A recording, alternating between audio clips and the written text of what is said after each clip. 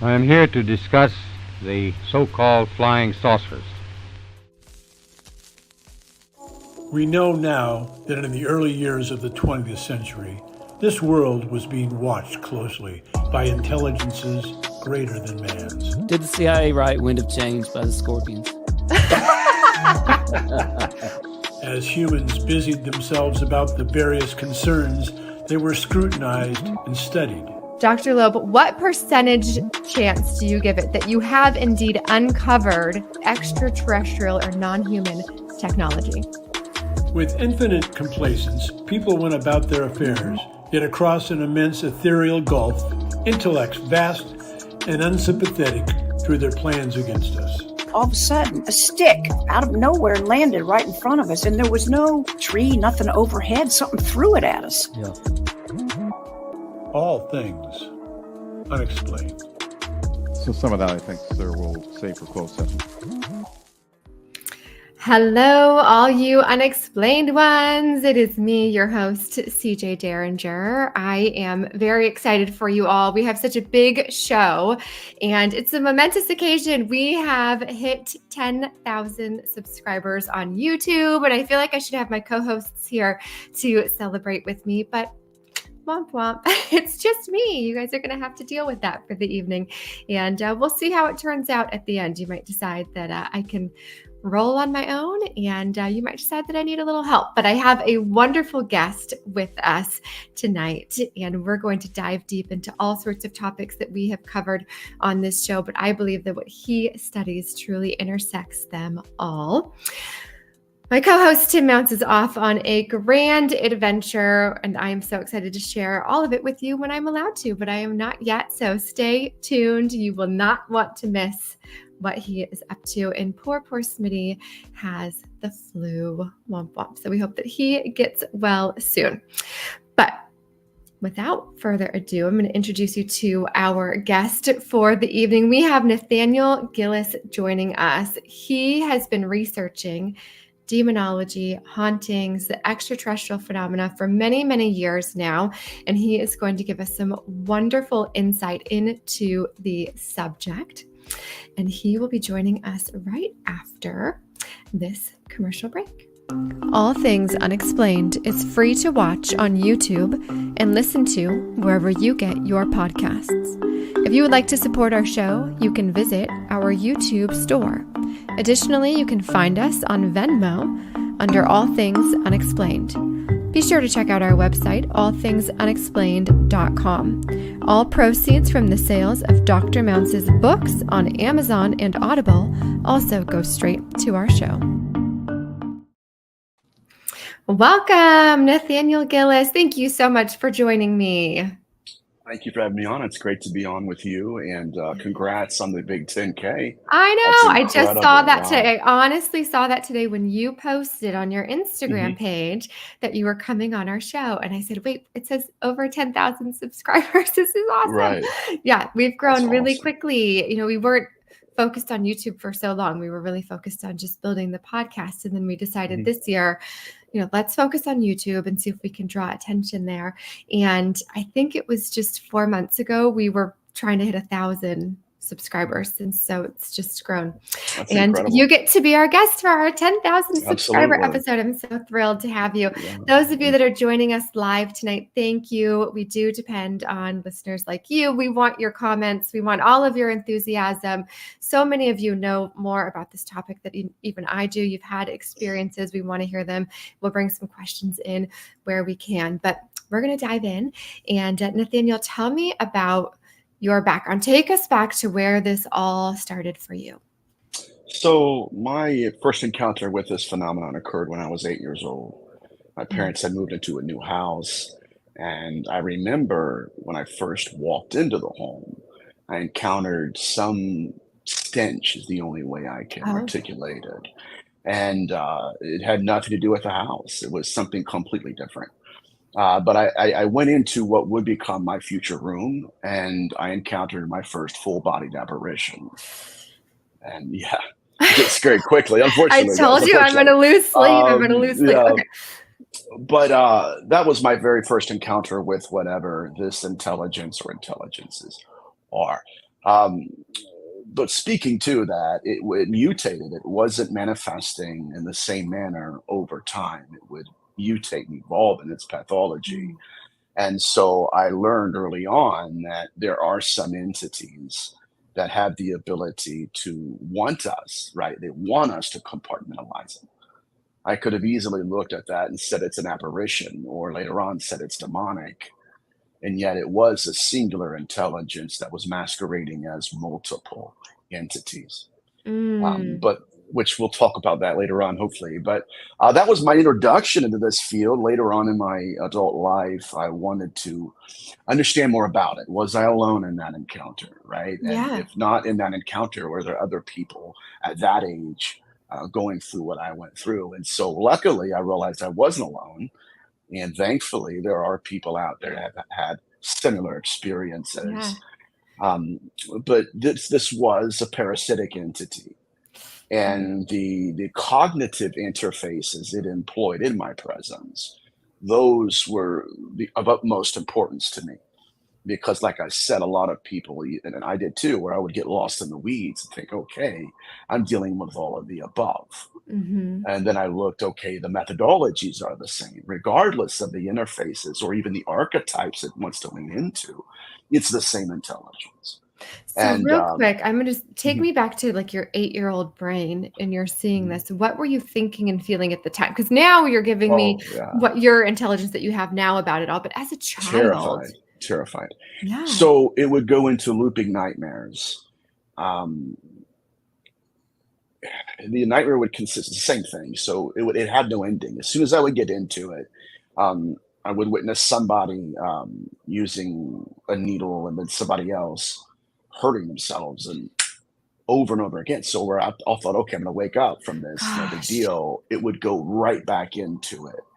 And so that's when the intelligence changed, right? It was no longer a full-bodied apparition. Now it's a black cloud hovering in the corner of the room. And the only way I can explain it to this day was like there was an invisible presence that was feeding, if you will, off of the terror it was projecting.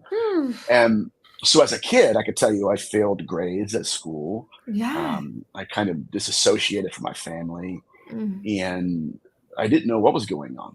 What were your parents thinking? Were you telling them what was happening? What was their response? Well, they had no answer for it. And it wasn't just my parents that were, I shouldn't say silent, because honestly, a lot of this stuff is, it's not just traumatic, it's different. And it puts people in stressful positions and, puts a lot of stress on families. I had a lot of anxiety myself, but I was going to them for answers and they didn't even have the questions. And then so at the same time, mind you, I was going to a church and a church school. And so I'm kind of leaning heavily on my leaders, asking them, okay, what do you guys know about a shadow person, right? Featureless shadow figure. What is that about? And unfortunately, they had no idea. Right. And so that's when I realized that whatever I was encountering was larger than the demonology that was being presented to me. And so I later on in my life, I had to face the decision, a very tough one. but a germane decision nonetheless. Do I grow out of the dogma and grow into the data? Yeah. Or do I just suffer in silence and just, lack even the vocabulary to what this is? So that's how I got my start in this field. And I think that more than anything else, it taught me about how some of these entities operate, masks and archetypes. But as a kid, I was terrified. I mean, I was absolutely terrified. Yeah, you said like sitting in silence with it alone. Nobody has the answers. How many people do you think are still doing that today because they don't have the answers for things that they are experiencing, witnessing, or they feel like they're going to be shamed for coming forward with what is happening? Wild. Okay, maybe this means something to you. I'm going to put this comment up here. I'm not sure. Rephaim equals the shades or the shadows. Am I saying that correctly? Have you heard that before? Yes, absolutely. Thank you, Caleb. Ledbetter. That's my good friend Caleb. Wonderful. Thanks for joining us. Yes. So we're going to probably discuss that topic here in the future. Okay. Because it very much it connects. It's the intersectionality between ufology, demonology, and the overarching phenomenon. Okay, so fast forward a little bit, you decide I'm going to figure out what this is. I'm going to try and understand it better. And what are people talking about at that time when you get there? Are we talking about demons? Are we talking about aliens? Are we talking about something unknown? So here is my background. My father is a Bible scholar, and so I got like 3 different levels of academic research. And so I kind of fed into those, bled into the others, and then kind of stepped out of all. So my father would fly in scholars from Israel, Bible scholars from Israel. And so it was nothing for me to sit down with them over Chipotle, as a kid. I mean, the burrito bowl or something. And he's teaching on linguistics. And I'm like, I don't really care about that. What do you think about this? And so that was kind of my beginning and I guess it was like a baptism by fire, no pun intended, regarding demonology. And so at first blush, I was getting into the works of T. Whitten Davies, getting into Dr. Esther Amori from Union Theological Seminary, different demonologies. And then I realized, okay, is it possible that we are being lied to, that even demonology as a model of the phenomenon is profoundly incomplete? And is it possible that we're dealing with an intelligence that's leaning into the demonic archetype so as to not be discovered? And while there are many interconnectivities between demonology and ufology, or the ETH, extraterrestrial hypothesis, my current position is that we're being manipulated by an intelligence that's not only leaning into and out of archetypes, but now it's created another archetype, one which is not as easily vettable. It can tell us whatever it wants to, and we are so profoundly ignorant of space. We just have to go along with it. And that's just a model I've been playing with as of late. Okay. I have so many questions. Where do I start? I'm going to go back and then I'm going to come back forward. So when you were younger and you've got this religious background happening, people who are involved in religion, did anybody try to perform any sort of exorcism on you? Were they all trying to get rid of you? I never even gave them a chance. And I honestly don't know what I would have done if they tried. Yeah. Because the alienation I felt as a child was deep.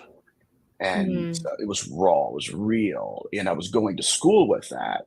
And this constant dismissal is, is very clinical in fashion, just, whatever. And I knew that at the root of it, I was experiencing something real, even if it was just real to me. Sure. If that makes any sense.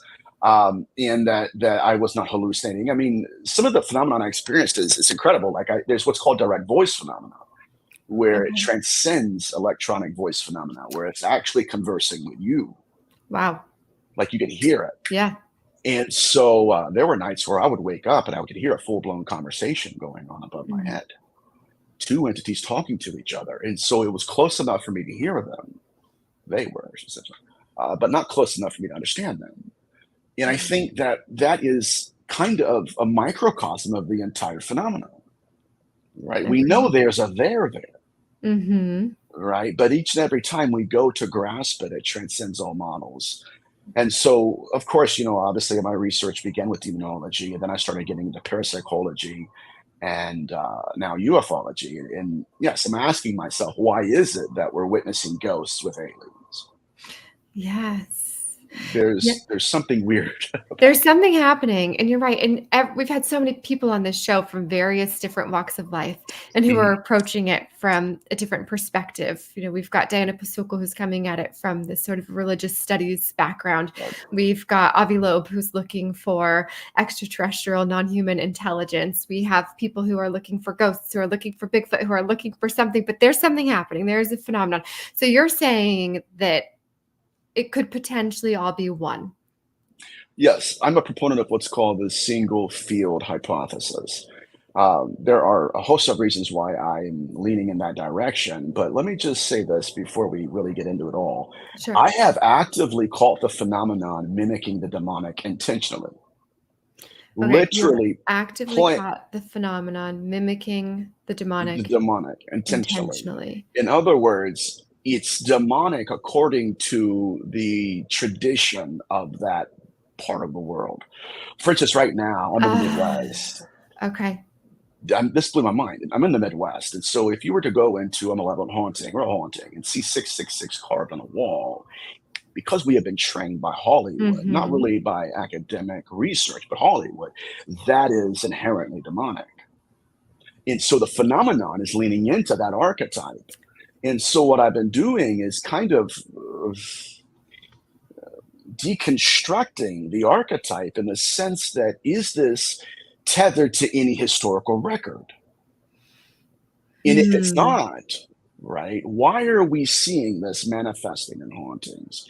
Not just hauntings, but after UFO abductions. And so what I'm realizing is that a lot of this is a front.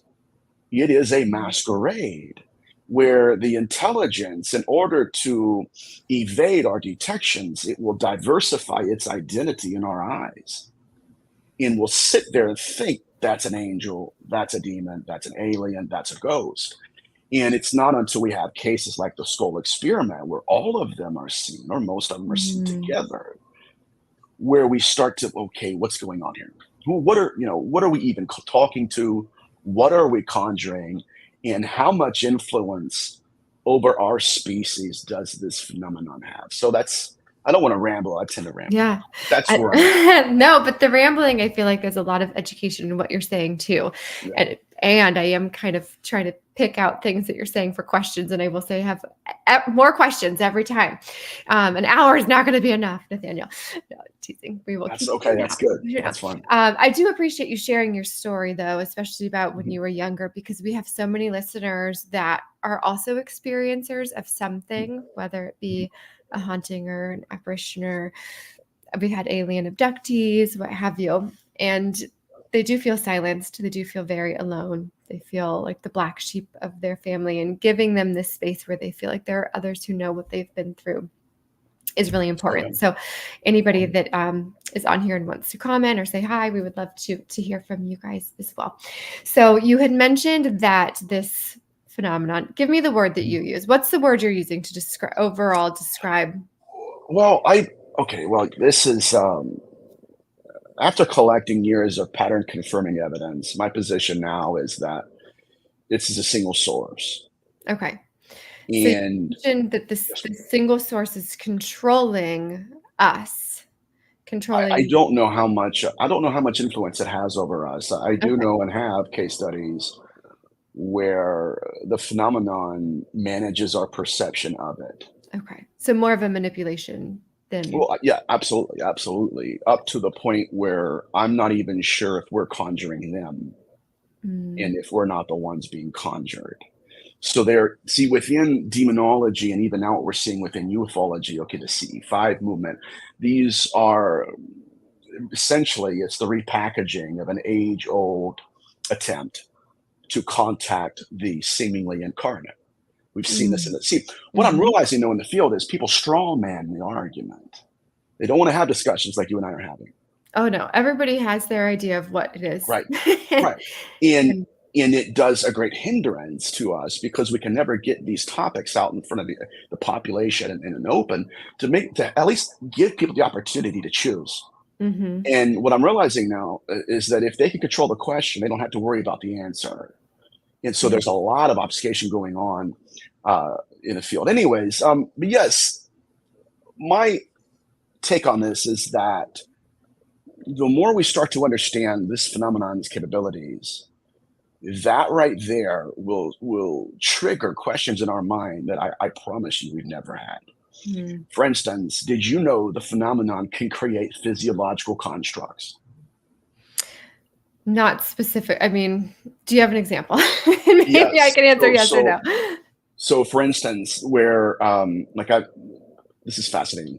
Where there's this group that they were placing cameras all across this basin on all the trees and all the light posts, and they caught this ball of light come in to the frame, and by the time it got from here to here, it had mutated into a plane. To us, it looked like a plane. So it can create physiological constructs. Now, we would, right, so we didn't realize, I mean, at least to a certain point, we didn't realize the phenomenon had that ability.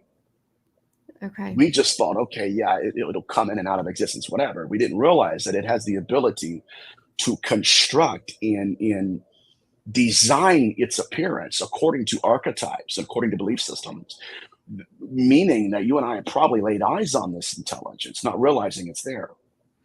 Now, if it can create physiological constructs, then can it create apparitions? I would say yes. Right. And if it's done that, then it's possible that, and regardless if we think it's alien or demonic, that's really not the point, then it's possible that what we've done is we haven't realized that hauntology could possibly be a manifestation of whatever this phenomenon is. This is the first time I've heard the term hauntology. So that's exciting. I'm learning something new here. Everything that you just discussed there makes me think of Skinwalker Ranch. Do you follow the history of that land? I feel like they see so many different things there that it's constantly transforming to the source. To the source. And we had Eric Bard, who's the principal investigator on our show, and he said something really interesting. And this is making me think of what you're saying. He said that the ranch reacts differently to different people. So depending on who is there, the ranch itself sort of shapeshifts in how it responds to individuals that are there. And maybe it's just playing with their preconceived beliefs of what they expect to see. There we go. There we go. And so it's a room full of mirrors. And what can we say about an intelligence that has that capability? I mean, we're talking about perception management down to the inch, down to the collar, down to the entire archetype. And I first noticed this behavioral pattern in incubi cases where the phenomenon manifests as a male entity.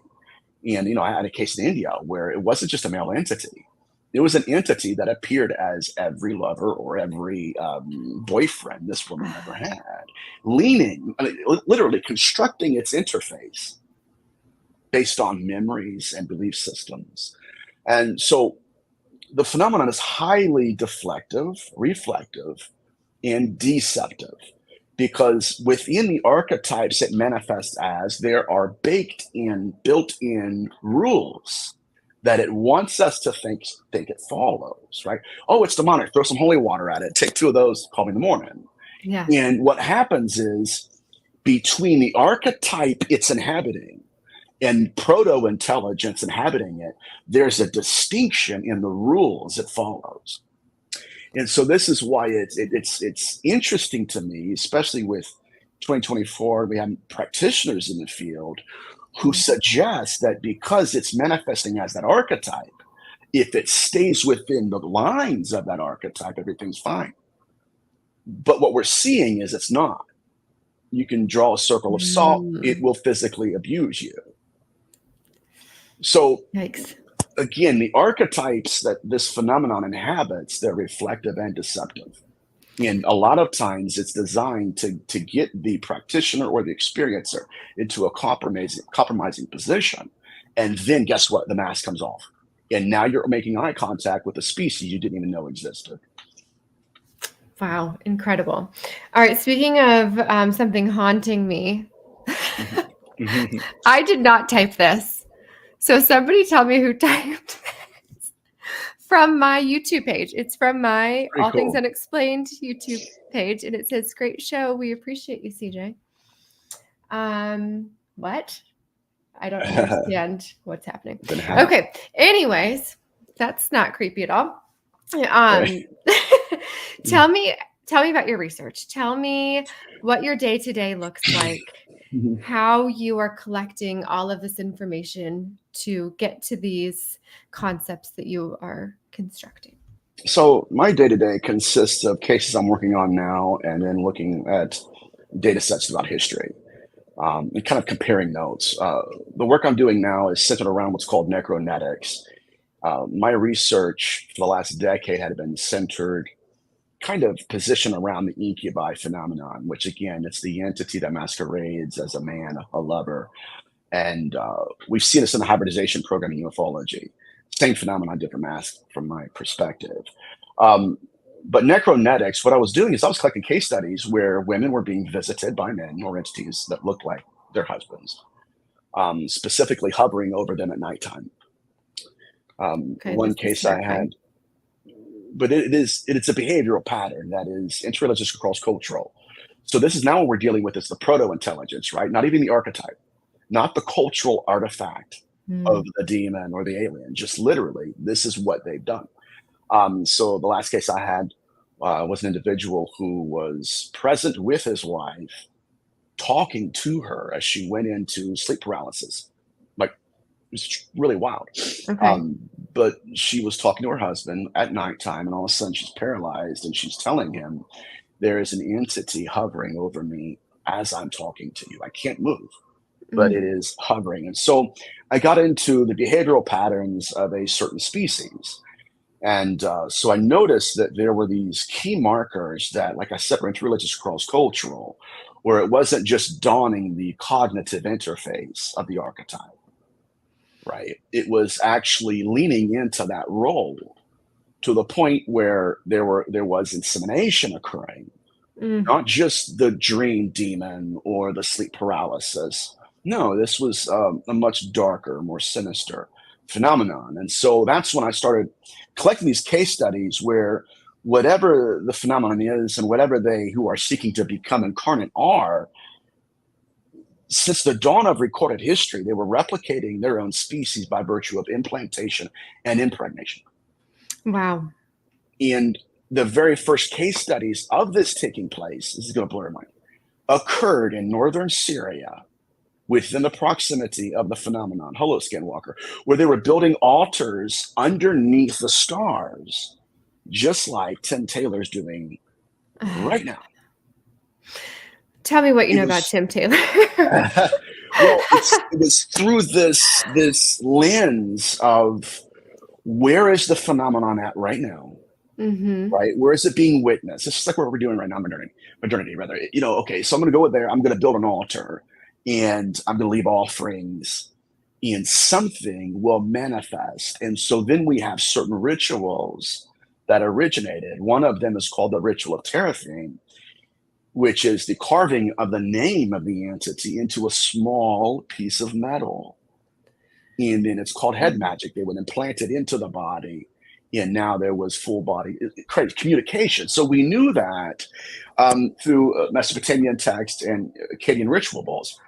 And so during that time period, all of a sudden, now we have the impregnation occurring, not just implantation, right? Which we call that implants right now because we've been taught that's what they are, which, in a way they are. But implantation, impregnation, where the phenomenon was courting the consciousnesses of experiencers, specifically the pathology, victimology was female. And so it was the same manifestation, hovering over the body at nighttime, inducing them into dreamlike states, and then inseminating them with the fetus. And so once I started getting those case studies collected, I started realizing that there was the dream demon. And so these experiencers, okay, is what I am experiencing even real? Okay, it wasn't just incubi cases. There was one succubus account where the young man was a virgin, and yet he's being given a hybrid child. This is not modern ufology. This was succubus literature, where the phenomenon, I mean, how many times have we heard this? Gave him a child. Mm-hmm. In his testimony was, how can I have a child? I've never been with anyone. So it was that kind of operation in those data sets I was collecting. That's when I realized that what I was dealing with wasn't just the self-replication of species. It was self-replication of a species of sorcerer that was implementing ritual magic. So, gosh, I have so many questions, Nathaniel.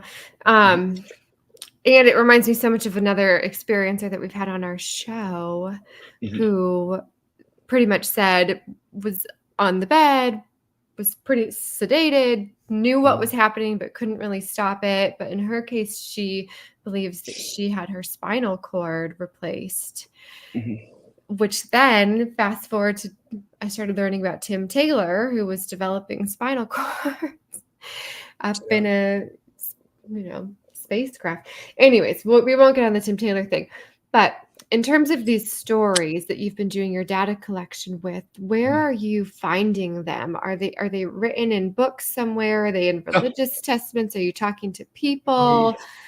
Yeah, I'll tell you what. So I did a lecture in, I'll just do these for now. And I did a is the lecture cross here with, tattoo behind your ear to ward off evil spirits? I don't know. I'm more scared of humans than I am spirits anymore. Oh, They're the dangerous ones around here. No, it's an homage to the religion I grew up in. yeah. That was during my rebellious stage. Like, all right, fine, whatever.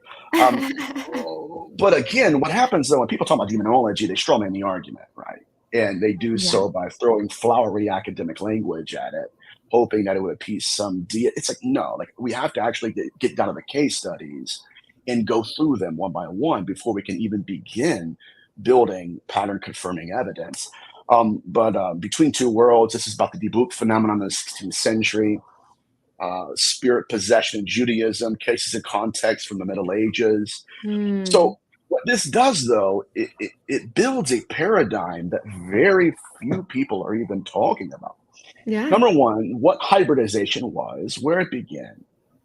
And what I can say that even the scatology, the secretions and excretions being harvested right now in ufology, they're no different than what we encounter in the witch era literature. None. Okay. It's crazy. And when I tell people that, they oh my God, he's saying this, he's saying that. No, what I'm suggesting again is that there are bloody footprints in the snow, and we have an intelligence that's wearing various aliases. And in these case studies, what I realized was that in witch era literature, you have ritual magic, that the actual rituals require the very secretions the phenomenon was harvesting at the time. Oh, wow. So people want this to be a buttoned up case where, okay, it's just Jack Parsons. That's it. And it's just the Collins elite. Who cares? When I might not agree with the Collins elite, I don't. I believe this goes way beyond their research. But if we were actually sit down and have this conversation like we're having, I think people would have a better idea of what's going on. But anyways, back to my point. So yeah, I was kind of stalking a species where I realized that it wasn't just about impregnation, but whatever entity that was present with the woman was carving its amulets, its sigils underneath their eyelids to where they would not know it, but that intelligence was present with them at all times. And so it was within that victimology that I kind of carved out a niche. And this is what I call necronetics, which is the combination of necromancy and genetics, which is what I believe the self-replication of species, which is the hybridization program. It's what I believe it to be. Yeah. So when we think back in time, and we've got, of course, records of all kinds of demons, evil spirits in various different religions. And we've got these ideas of alien abductions. And now we're seeing all kinds of phenomena that we cannot explain or that the government is explaining away. Do you think we're all talking about the same thing and using different terms to describe it? Yes. Months ago now, it might have been a year ago, I was on a show with Paul St. Clair in the UK, and we were talking about different case studies, and he mentioned a case study of his where, I think it was his, it might have been Chris Evers, one of the two, where there's a mother and a daughter that were inside of a house, and they both saw the same entity staring at them through the window. One said it was a demon, the other one said it was an alien. Oh. It just goes to show us, right? Okay, what's going on here? But just as I have encountered the phenomenon performing what's called parasitic mimicry, where it leans into the archetype, just as I have called the phenomenon leaning into the demonic, I've also called it leaning into the guide model as well, where we're just guides with you. We're, give us your trust, go ahead and do what we say. Like a spirit guide type. Is that what you mean? Oh yeah, much more. I had I worked with a remote viewer's son. He's a very famous remote viewer, but this individual died. But his son contacted me because he watched me give a lecture on scarifications. From the on what? I'm sorry. Scarifications. Scarifications? Yeah, like skin anomalies, like subdermal, scratches, and sigils. Fascinating stuff, but it's scary nonetheless. He watched a lecture of mine on that subject, and so we got on the phone and we're talking. And he said, I'm going to share something with you. I said, okay. And he says, okay. He goes, my father was a famous remote viewer. And he said that he would leave his body and he would almost go into like this abduction scenario where he's in a metallic room and he meets his guides. His guides would then give him insights. If there's a local politician, don't pull over here. Put your finances in this pocket of the city. If it was a famous, athlete, it was okay. You know what? Get your numbers or something. It was cool stuff. But he said that he kept leaning on these guides to give him insights, and finally he was getting paid for it. Everything was going great. And he said until he goes out of his body and he's actually projecting and he encounters his guides, they're flanking him on the right and left sides. And it looks like a spaceship, like he's inside a metallic room. It's very strange. But he said he realized that this, whatever they were, the phenomenon or whatever, they were leaning into that archetype. They acted like his guides. They appeared like his guides. Until somewhere in their discourse, he realized this is not where I'm supposed to be. I'm being tricked. And out of nowhere, he said their visage changed into something alien or inhuman. And he said that's when he slammed back into his body. This is the most important part of this case study. He said that from underneath the skin to the surface, the phenomenon was manifesting 3 sigils. Was manifesting 3 what? Sigils. You're going to have to break that one down for me. Yeah, okay. They're essentially symbols. Okay. Symbols, right? And one of them was an Egyptian hieroglyphic. The other one was the Star of David. The third one was a cross. Oh, man. So that was another interconnectivity between ritual magic and, right? Anybody else, I'm like, okay, that's an astral abduction, or that's an abduction either. But whatever this phenomenon was, they were practitioners. And we've seen cases like that, not just in this particular case, but even in Hauntology, where I had another case study where a daughter and the mother were attacked by the phenomenon, and the scratches, they felt the sensation first and then watched from underneath the skin to the surface as they begin to manifest. Whoa.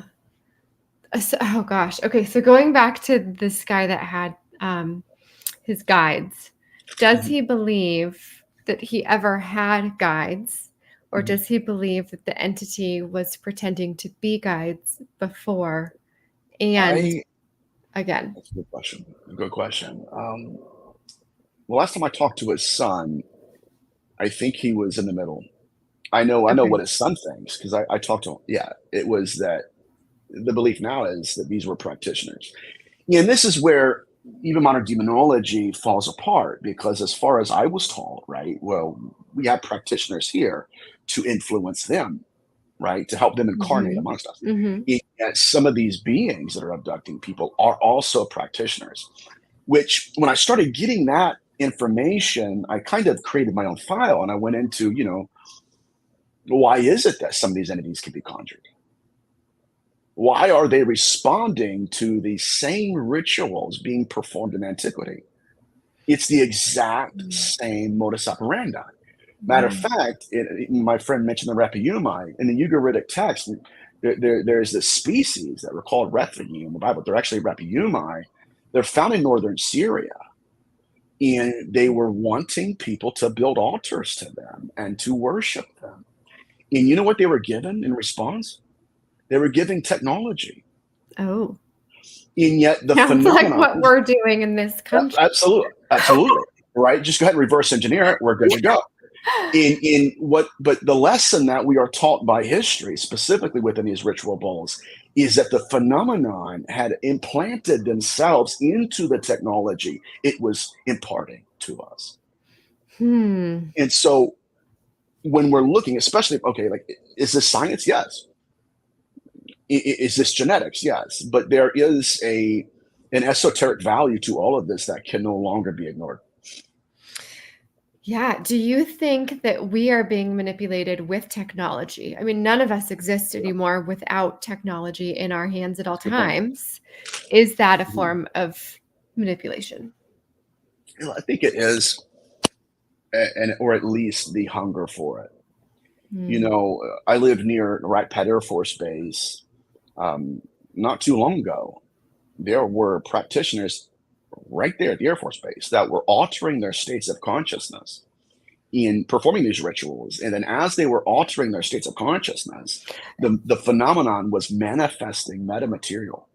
So when you say practitioners, you mean human beings that are Yes. trying to call the phenomenon to them. Yes. So they're performing what's called the Parsons technique.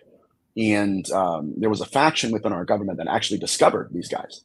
And they were asking them, okay, how far are you going? This is some of Nick Redfern's work too in Final Events. How far are you going? And they were going as far as the phenomenon wanted them to. And this is, again, if we do not have a correct understanding of this phenomenon, it's possible disclosure happened at the origin of the first altars, but our model was off. We're thinking, oh my God, it's technology. That's what it's giving us. What is it wanting in return? And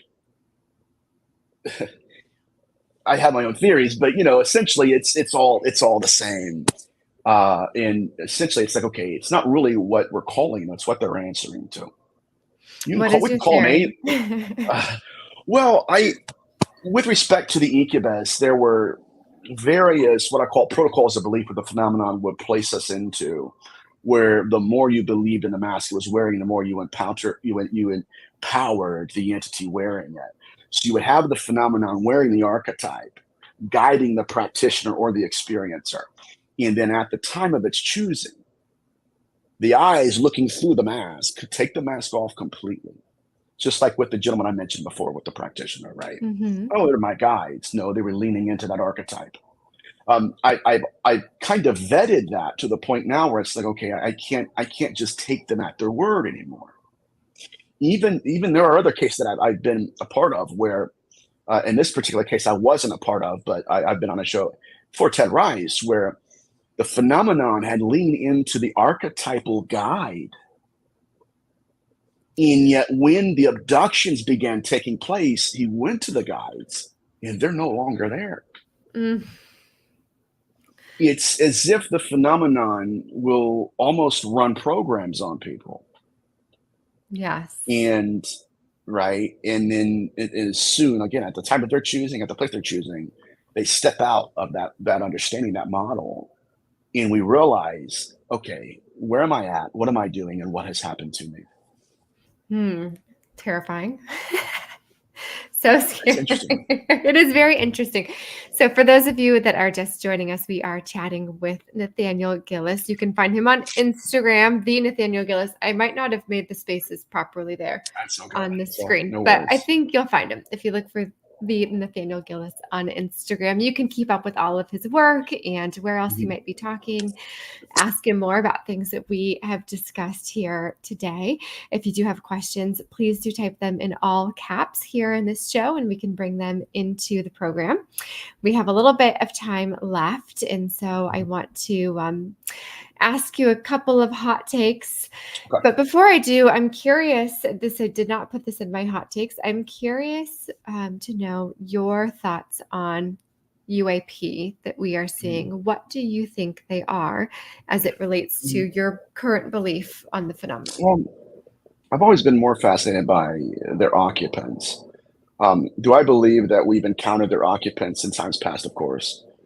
In which era literature, not, again, these accounts weren't taken at the stake. They were taken by, handwritten by practitioners. The phenomenon was performing the same procedures. I already mentioned the incubi, succubi, but let's go even deeper, if I can. There are accounts in which era literature where women were being abducted. They were taken on demonic flights. I'm not talking about on brims. I'm talking about actual demonic flights, where that's their working language. But the phenomenon, again, was very reflective. And in that way, it was deceptive. What do you want me to be? Right? And so now these individuals are thinking, okay, we're copulating with horns and hooves. That's the archetype. And then by the time everything was said and done, they realized like there was a glitch, if you will, in the matrix. The virtual reality scenario the phenomenon had manifested as, right, interfacing with the experiencer, it fell apart. For a fleeting moment, they're looking and they're saying, I'm not on the backside of a mountain. This is not a demon. That's not a corpse. They were being poked and prodded by metallic objects. This, again, the phenomenon has managed our perception of it so much so that if it can get us to believe it's modern, then we don't have the intellectual responsibility, dare I say, the interest to go back in time and see, okay, maybe it's not even demonic. Maybe it's something that has learned that in order to evade us, it has to evolve according to our awareness of it. Yeah. And as you say, the interest to learn more is what is lacking. And everybody has their preconceived ideas of everything, right? It's really hard to win an argument in any case or to change somebody's mind. You can truly only lose a friend or a family member because everyone's just so set in their ways. So I am grateful for this show because I feel like I get to learn so much with an open mind. And we have really wonderful open-minded listeners as well. And we had, let's see, Woo Riders DG. Hello from Northeast Florida. Hello. Thank you for joining us. Happy to have you here. I do want to get into hot takes real quickly. So just some quick thoughts from you on a few different theories and get your insight on some of these. So first and foremost, multiverse theory. Do you think it's real? Does this play into it? It does in a way. Right now, there are people doing work on aports, where the phenomenon will take something from the house and replace it with something very similar. Work on ports, you said? Aports. Yeah. Where the phenomenon will just manifest an object in the house. Huh. Or take something from the house and replace it with something similar. The work, now, I don't know if you guys have had him on your show, but he's incredible. Steve Mayer and Barry Fitzgerald, their work with Project Doorway is profound and meaningful. I met them in the UK. Awesome researchers. But what I'm suggesting here is that disclosure is not on our terms. It's on theirs, number one. Number two, yes, there are case studies where the phenomenon is taking things out of houses and apporting something in its place. But what they're taking and what they're replacing are completely different. Yes. What that means, though, again, is that there are things that we've seen with our own eyes that we think are real and that should belong in our world. And they don't, and they aren't. And so what that means is that there is a phenomenon that's going out of its way to maintain our perception of reality as wrong as it is. Yeah. So that's where I would start to agree, or at least lean into the multiverse theory. Yeah. Interestingly, we had Dr. Astrid Stuckelberger on the show recently, and she had brought all of this attention to CERN. I don't know if you heard anything. Yes, I watched that, a couple of those episodes. Mentioned a potential portal at CERN where a red scarf was left behind out of nowhere. So that fits with that idea too. Okay, the next one, we covered this already a little bit, but possession in pregnancy. What is your hot take on? Well, I think that religiosity has monopolized possession as a phenomenon, right? If they can get us to believe it's all horns and hooves, then we won't even question whether or not it's a life form. So this gets into necronetics, where it is a self-replication of species. This is the impregnation. Right. This is actually the combination of impregnation and implantation, where the practitioner, this is interesting, will induce the experiencer into a dreamlike state. Check. Will inseminate with the fetus. Check. Will perform a ritual to where it overtakes the fetus as its own body. Check. Will actually carve amulets into the skin. That's why we had them in incubi literature. I didn't realize. Oh, that's actually a practitioner. That's someone or a species. And so that's okay. In the 16th century, I'll go even a little bit. They were having case studies of basically the CE5 movement. Of course, it was repackaged differently, and it was in South Israel, where they were trying to get in contact with an intelligence, right? Give me an oversoul, give me another soul to where I can have access to insights and, dare I say, raise my consciousness. And these same practitioners were being visited. The pathology, again, was mostly female. Knock, knock, knock. Here is what you thought you were contacting. And that's when possession and pregnancy took place. Possession in the sense now, the entities that were becoming incarnate literally in pregnancy, to where the next, go ahead, I don't want to. I was just going to say, so they're taking over the fetus and then they're being birthed as human beings or walking around on this planet Earth? I think harvested, which that's another show, but what I'm suggesting here again is that all of the above was taking place, right? The dream-inducing, sleep paralysis, right, hovering over the face, all of that. And so these experiences are going around. The same thing we see right now in ufology. We're like, okay, that was a weird dream. I had no idea what was going on. I'm glad it was a nightmare. And then they started realizing in these case studies that there were ligature marks on the hands and wrists that directly correlated with what they thought was a dream. And so that's when we realized, okay, it's not a dream. It's not a dream demon. It's an entity putting you to sleep. Okay.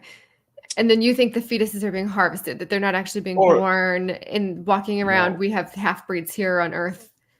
Well, I can say this, that most of the case studies regarding hybrids, if they were born, for instance, one of Dr. Carla Turner's case studies, the experiencer was literally controlled. I know I had the baby. Where's it at? I can't tell you. Wow. So we even have, who was it? Betty Luca. That's right. Betty Luca, who was being abducted in the middle of the abduction, looks around. She's going, where are you getting these grays? And they go, those are from the fetuses. Those are the fetuses. Now, what we see again within this context in South Israel was that the biological avatar itself housed consciousness of another species. And so it was biological avatar housed the consciousness of another species. Okay. Oof. To where we're seeing the embodiment, we're not seeing the consciousness possessing them. And so that's why, if we collect all of the data set, okay, the ritual magic, Jack Parsons, Crowley, all of this, and we compare it, contrast to what we're seeing in the incubi cases, it does seem to be ritual magic, to where they're placing their consciousness into that biological avatar. Gosh.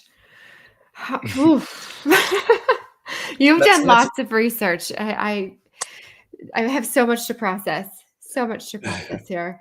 We'll have to have you back on to go do a deep dive on one of these topics. I feel like we're just skimming the surface of what you know on all of these different things. Okay, next hot take real quick. Government disclosure. Do you think they know more? Oh, of course they know more. Sharing. Oh my God, yeah. Yeah, there was a program in the late 50s, early 60s that was comparing cellular anomalies found in real crop circle soil. They were comparing that with an energy signature they discovered in magic and sorcery. Not a figment of our imagination. Not something that they're going to tell us, right? Right. But it happened. There was a reason for that. So am I saying they're all demonic? No, I think it's whatever we're dealing with is so intelligent that we're getting hints of its proto source, right? But we're not really getting what it is. Right. Everybody's jumping on this disclosure bandwagon, right? Everybody wants disclosure. We're all begging for disclosure. Do you think it will ever happen? Well, I think that is predicated on our model of the phenomenon rather. If our model of the phenomenon is wrong, then our understanding of what disclosure would be is as well. Okay. Again, if these intelligence is manifested in antiquity, hovering over altars, then we've known they've been here for a long time. Right. Or at least, but if we're looking for aliens on the White House lawn, no. And also, like I said before, if they control the question, I don't have to worry about the answers. So if there's, oh yeah, it's extraterrestrial, or we have no evidence of extraterrestrial activity, okay, that's fine. But there are other concepts of the phenomenon that aren't extraterrestrial. Right. And it's what they're not saying that I'm interested in. Do you think that the government has done a deal, has made a deal with the phenomena of some sort? I think that members of our government have. It's no different. I mean, if we have practitioners that are trying to conjure them, they're going in with the understanding that their intentions will determine their intentions, which it is laughable. It's sad. But if they have, I would think it would be in that kind of framework. I don't think it would be, hey, listen, we're abducted. Hey, dap it up. Let's go get some Haagen-Dazs. It would be something a little bit more like, listen, we are the practitioners here. What do you want us to do? And they kind of merge. Yes. Okay. Next hot take, and I'm gonna speaking of merging, I'm gonna merge two together. Hot take on Area 51 and Bob Lazar, because they're sort of tied together. Yeah, actually, when you said, I thought about Bob Lazar. I have my confidences in Bob Lazar. And when the government responded the way they did, knowing full well, he was like, okay, listen, this is what it looks like. This is where it's at. Look at that. You know what I mean? I hate to be very simple about it, but that's pretty much how it occurred. They try to deny he even knew this. It's like, so I do have my confidence in him to a degree. But as far as Area 51, I don't know what to think.